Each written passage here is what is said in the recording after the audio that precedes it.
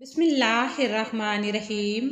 मोहतरम नाजरीन कराम, शेख अब्दुल कादिर जिलानी रहमतुल्लाह अलैह का एक मशहूर वाक़या है जिसे इमाम इब्न तीनिया ने अल तवस्सुल वल वसीला और अपनी दीगर किताबों में ज़िक्र फरमाया है कि एक मरतबा शेख अब्दुल कादिर जिलानी रहमतुल्लाह अलैह इबादत में मशगूल थे कि एक नूरानी रोशनी ज़ाहिर हुई और उसमें से आवाज़ आई, ए अब्दुल कादिर, मैं तेरा अल्लाह हूँ। जो चीज़ें दूसरों पर हराम हैं मैं तेरे लिए हलाल करता हूँ। तो शेख अब्दुल कादिर जिलानी रहमतुल्लाह अलैह ने पूछा कि क्या तू वही अल्लाह है जिसके सिवा कोई इबादत के लायक नहीं? तो जवाब में खामोशी रही, कोई जवाब नहीं आया।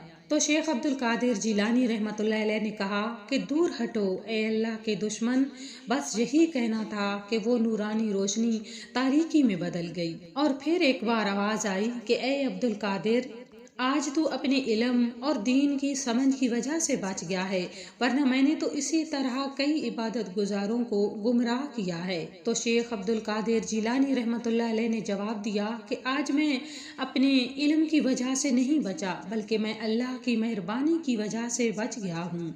एक शख्स ने शेख अब्दुल कादिर जिलानी रहमतुल्लाह अलैह से पूछा कि आपको कैसे मालूम हुआ कि वो शैतान ही है? तो आपने जवाब दिया कि जब उसने कहा कि जो चीज़ें दूसरों के लिए हराम हैं और मैं तुझ पर हलाल करता हूँ, तो मुझे इस बात का इल्म हो गया कि वो मरदूद शैतान ही है, क्योंकि ये तो तय शुदा है कि मेरे आका सल्लल्लाहु अलैहि वसल्लम की शरीयत अब ना तो मनसूख हो सकती है और ना उसमें किसी किस्म की तब्दीली हो सकती है।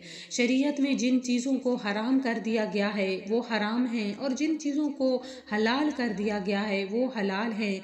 अब शरीयत में किसी किस्म का रद्द बदल नहीं हो सकता। और दूसरी बात कि जब उसने कहा कि मैं तेरा अल्लाह हूँ और मैंने उससे पूछा कि क्या तू वही अल्लाह है जिसके सिवा इबादत के कोई लायक नहीं, तो वो जवाब ना दे सका, क्योंकि शैतान अल्लाह होने का दावा तो कर सकता है और वो ये दावा हरगिज नहीं कर सकता कि उसके सिवा कोई इबादत के लायक नहीं। तो मुअज़्ज़िज़ नाज़रीन कराम, इस वाक़या से हमें ये भी सबक मिलता है कि इंसान अपने इल्म की वजह से अल्लाह के करीब नहीं हो सकता, क्योंकि इल्म तो शैतान के पास भी बहुत था और इंसान अपनी परहेज़गारी की वजह से अल्लाह के करीब होता है। और असल इबादत वो है जिससे इंसान का दिल नर्म हो जाए, और वो इबादत किसी काम की नहीं जिसके करने से इंसान में गुरूर और तकब्बर आ जाए। नबी पाक सल्लल्लाहु अलैहि वसल्लम का इरशाद मुबारक है, अल्लाह के नज़दीक वो शख्स बेहतर है जो तकवा में बेहतर है। अल्लाह पाक से दुआ है कि अल्लाह पाक हम सबको शैतान मरदूद से अपनी हिफाजत में रखे